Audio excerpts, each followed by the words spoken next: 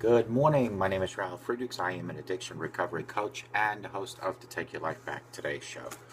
As an addiction recovery coach, I want to share something with you. It's not just for being a recovery coach, but also as an optician or for any of you folks that are working in some sort of corporate field.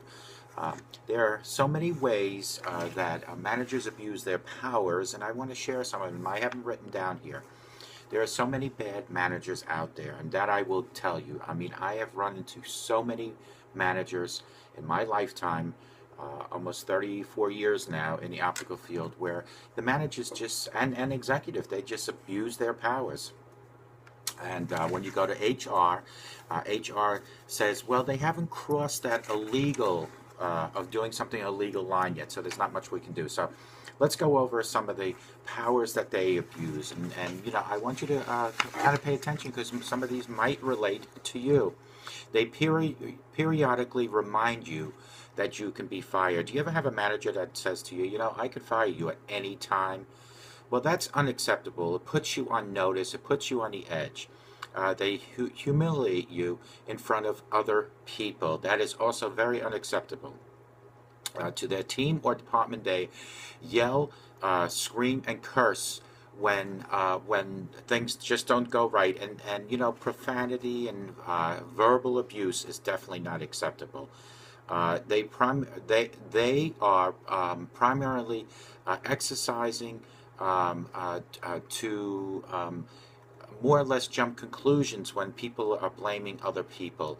They also, a lot of times, just assume that it's always the same individual. They don't want to be confused by the facts that they've made a decision. You know, this one is kind of touchy because if I was the executive, I wouldn't want my subordinates constantly to second guess my decision. So that one's kind of touchy. They openly play favorites. You know what? If you're a manager or an executive and you're watching me and you have favorites, don't openly play that game with people because you make your other people feel very uncomfortable. They get angry if you propose an idea to one of their peers they can't take credit for. See, what that means is that if you have an executive or a manager out there and you have an idea and you tell your peers, they're going to be upset because they want to take credit for it. They laugh at you when you share good news about a project. I've run into that many times where there were people that managers and executives that when you had a project and it was successful, they wanted to have the credit for it, and they didn't like that you went around telling people about it. They don't listen to your warnings about adverse consequences of their decisions because you you are to do as you are told. Folks, do yourselves a favor, all of you out there. Don't second guess the manager. Don't confront a manager if he's abusing you or she's abusing you. And if you feel they're crossing that fine line, go to HR. They let you know leadership stuff as well. It clearly doesn't apply to them because, after all, you do not know who they are and the decisions that they make. They base your performance review on what they remember from the last time something didn't go well. That is totally unacceptable because a review should be based on your total performance, not just on the last project. Maybe that went not too good. They use performance reviews as a thinly disguised mechanism to justify predetermined raise or denying a raise, and that is totally unacceptable as well. They view management as a game of gotcha.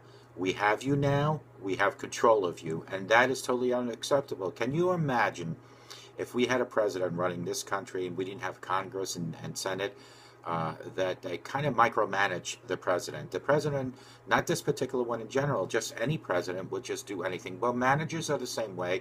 Executives are the same way.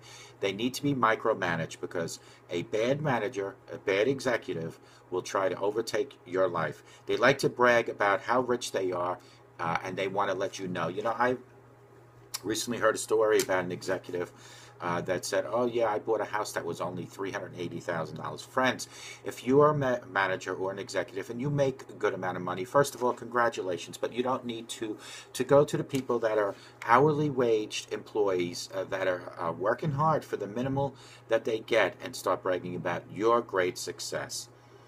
They don't enforce company policies evenly. They kind of dictate every single policy to certain people.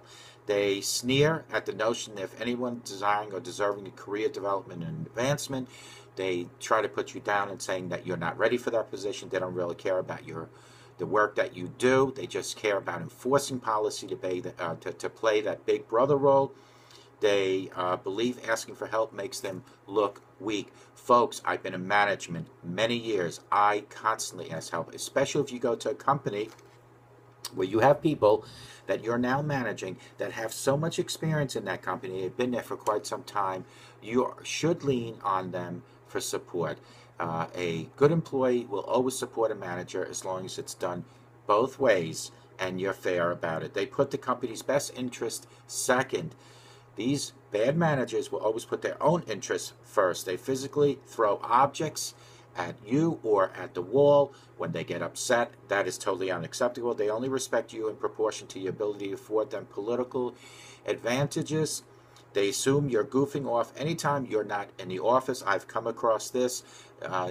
We all of us are entitled to lunch breaks and a couple breaks. What you do on your break and what you do on your lunchtime it should be nobody's business. And if anybody comes and says, we noticed what you did during your break or your lunchtime, that is a time where you need to go to HR. They assume you're goofing off anytime you're not in the office. Was that one? They make you feel compelled to use vacation time for your doctor's appointments. And when you do call in sick, a bad manager will say, no matter what, you have to get in, even if you just have a pulse. Folks, do yourselves a favor. If you're not feeling well and and if you are sick, go to the doctor and get a doctor's note, because legally there is nothing that any bad manager can do.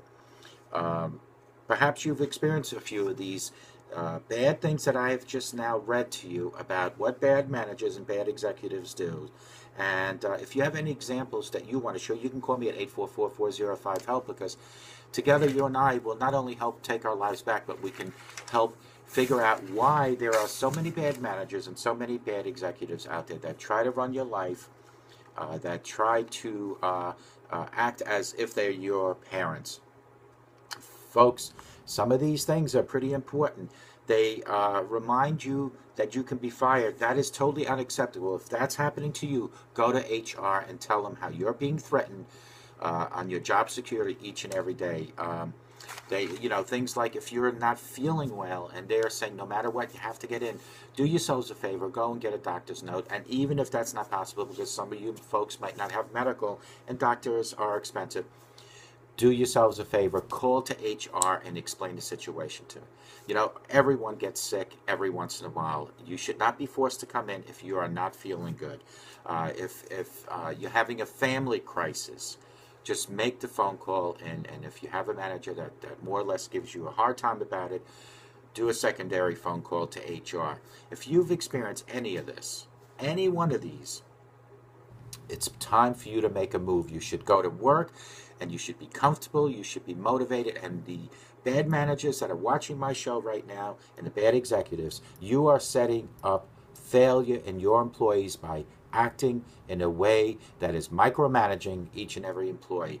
If you want to have a motivated team, if you want to be part of a team, because a team, it takes a lot of people, you need to change the way you speak to them, treat them, act with them. And if you truly want to alienate yourself, continue threatening people, throwing things, playing favoritism. The list is endless. I can go on. I think I came up with 50 things. I only read a few of these things.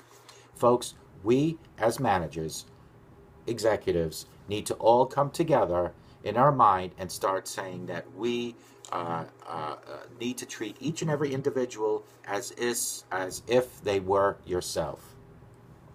Remember the power of prayer. If you're watching me and and you have a manager that I just spoke about or an executive, the power of pray. Pray for that particular individual.